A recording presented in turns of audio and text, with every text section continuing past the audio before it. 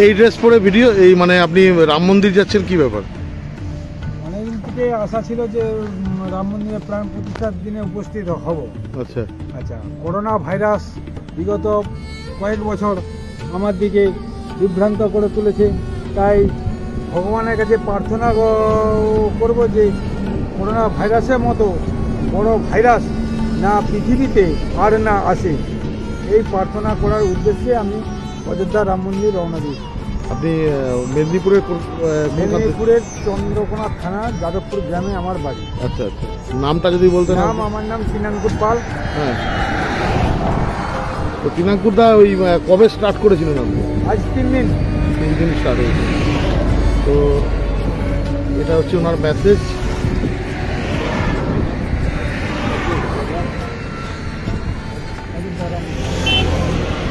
এটা সমাজ সচেতনতা নিয়ে যে এগোচ্ছেন, রাম মন্দির যাচ্ছেন। তো আপনার সোলার সব লাগানো আছে তো? মোবাইল চার্জ হবে, সোলার একজন গিফট করেছে। আচ্ছা, ওই বক্সটা গিফট করেছে, সাইকেলটা গিফট করেছে। আচ্ছা,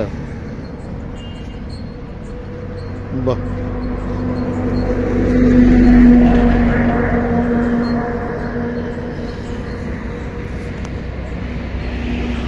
তো আজকে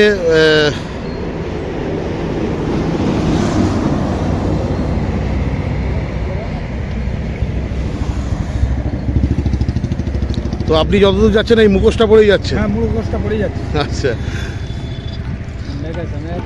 করোনা অ্যাওয়ারনেস নাকি? না, করোনা যেন আর পৃথিবীতে না আসে, সেই জন্য উনি রামের মন্দিরে যাচ্ছেন এইটা প্রার্থনা নিয়ে। ঠিক আছে, তো মেদিনীপুর থেকে স্টার্ট করেছেন ইনি।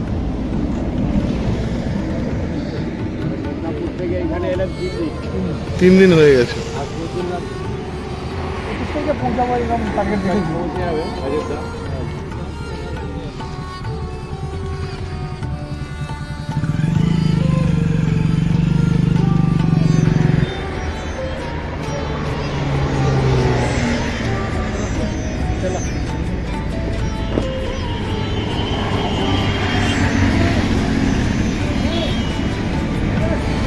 তো রাতে থাকছেন কোথায়? থানাতে থাকছেন, বাহ। এরপরে আপনি আর কিছুক্ষণ গেলেই আপনি পৌঁছে যাবেন হচ্ছে ঝাড়খণ্ড। হ্যাঁ, আর হচ্ছে 15 কিলোমিটার না দাদা? আর 10 থেকে 15 কিলোমিটার পরে ঝাড়খণ্ড ঢুকে যাচ্ছে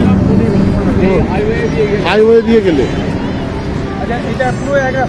এক রাস্তা, রাতে চালালেও অসুবিধা নেই, রাতে। হ্যাঁ,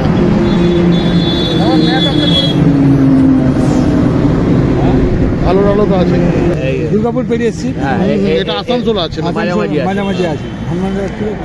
এমনি জায়গায় আছে, এমনি জায়গায়। ধানবাদ থেকে একটু পেরিয়ে এসবো। হ্যাঁ, আজকে ধানবাদের রেস্ট নিন। আর রাতের দিকে হচ্ছে আমি বলবো ওই সকালের দিকে ওই কুয়াশার মধ্যে না চালানোটাই ভালো।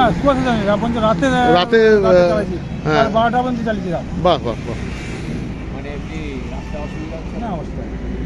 মানুষের আগ্রহ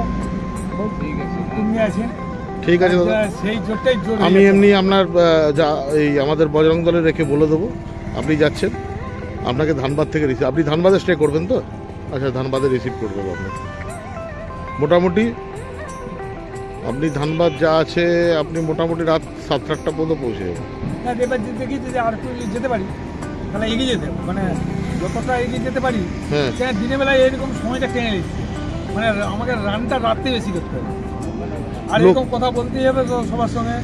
মানুষের আগ্রহ আছে, আমার আগ্রহ যদি কমে যায় তাহলে এইটা তো একদম। হ্যাঁ, দাঁড় করাবে, আমাকে দাঁড়াতেই হবে। তাতে যদি একদিন বাদেও যদি আমি সেখানে পৌঁছাই, না আপনি রামের ভগবান হচ্ছে মানুষের একদম রামের কৃপায় আপনি একদম পৌঁছে যাবেন, কোনো অসুবিধে নেই। আর মাঝে মাঝে দাঁড়ালে স্পিডটা বাড়বে, পায়ের স্পিড একটু রেস্ট পাবেন।